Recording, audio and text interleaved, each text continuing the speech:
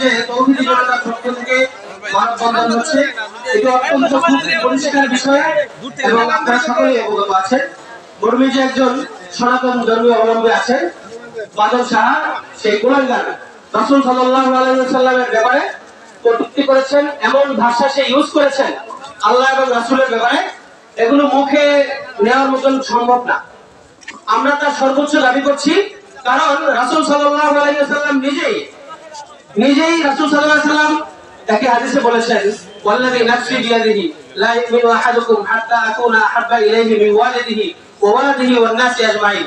তোমাদের মধ্যে কেউ ঈমানদার হতে পারবে না যতক্ষণ না সে আমাকে ভালোবাসবে, তার মা বাবার চেয়ে এবং তার সন্তান সন্ততির চাইতে এবং সকল মানুষের চাইতে। আমরা আজকের এই মানববন্ধন থেকে পরিষ্কার ভাষায় বলতে চাই, আজকের এই মানববন্ধন কোনো রাজনৈতিক মানববন্ধন না। এখানে কর্মীর সর্বস্তরের নেতাকর্মীরা রয়েছেন এবং এখানে সর্বস্তরের তৌহিদি জনতা রয়েছে, সকল তৌহিদি জনতা, এটা ধর্মপ্রাণ সকল মুসলমানরা এখানে রয়েছেন। এটা কোনো রাজনৈতিক বিষয় না। আমরা উদাত্ত আহ্বান জানাবো, প্রশাসনের ভাইদেরকে ধন্যবাদ জানাই, ওনারা তাকে গ্রেফতার করেছেন এবং তার সর্বোচ্চ শাস্তি আমরা তাকে ফাঁসির দাবি জানাচ্ছি।